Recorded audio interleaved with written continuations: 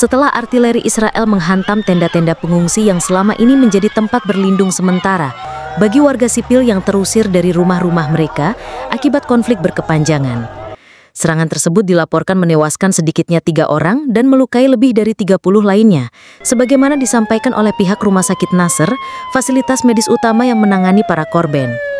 Menurut saksi mata di lokasi, ledakan terjadi secara tiba-tiba dan tanpa peringatan, mengguncang area yang telah dipenuhi oleh tenda-tenda plastik dan terpal yang dihuni oleh keluarga-keluarga pengungsi, termasuk anak-anak dan lansia. Setelah dentuman keras terdengar, kepanikan pun tak terelakkan. Orang-orang berteriak, berlarian mencari perlindungan, sementara sebagian lainnya mencoba menggali korban dari balik puing-puing dan reruntuhan tenda yang hancur. Asap tebal langsung membumbung ke langit. Kami tidak tahu harus kemana. Semua orang berlari sambil membawa anak-anak mereka, ujar salah satu warga yang selamat dari serangan. Di antara puing-puing yang berserakan, tampak benda-benda pribadi seperti boneka anak-anak, sandal, dan selimut yang hangus terbakar. Video yang diambil oleh jurnalis lapangan Muhammad Jahjuh dari Associated Press memperlihatkan suasana mencekam pasca serangan. Asap kelabu menyelimuti area pengungsian, sementara sejumlah warga tampak histeris menjerit mencari anggota keluarganya yang hilang. Tim medis dan relawan berupaya mengevakuasi korban, baik yang luka maupun yang sudah tak bernyawa. Ambulans yang tersedia hanya beberapa unit dan kewalahan menangani banyaknya korban. Produksi laporan video oleh Wafa Syurafa juga menyoroti betapa rawannya kehidupan para pengungsi di Gaza yang kini tak lagi memiliki tempat aman. Tenda-tenda yang semula menjadi satu-satunya tempat berteduh dari cuaca panas dan serangan udara, kini justru berubah menjadi sasaran artileri.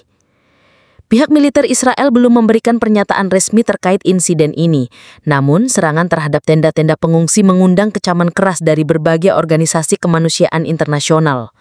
Lembaga-lembaga seperti Human Rights Watch dan Amnesty International mendesak dilakukannya investigasi menyeluruh atas dugaan pelanggaran hukum humanitar internasional. Rumah Sakit Nasr yang dianggap memiliki fasilitas medis terbaik di Gaza ini terus menghadapi lonjakan pasien dan kesulitan pasokan medis. Kami kekurangan obat-obatan dan ruang untuk menampung korban. Sebagian dari mereka mengalami luka serius akibat pecahan peluru dan membutuhkan operasi segera, ujar salah satu dokter yang enggan disebutkan namanya karena alasan keamanan. Insiden ini merupakan bagian dari eskalasi kekerasan terbaru di jalur Gaza yang terus berlangsung sejak beberapa bulan terakhir. Serangan udara dan tembakan artileri dari pihak Israel yang disebut sebagai respons terhadap serangan roket oleh kelompok militan di Gaza telah menyebabkan ribuan warga sipil kehilangan tempat tinggal dan hidup dalam kondisi yang sangat memprihatinkan. Khan Yunis yang sebelumnya menjadi salah satu dari sedikit wilayah yang dianggap relatif lebih aman, kini tak lagi terbebas dari ancaman serangan.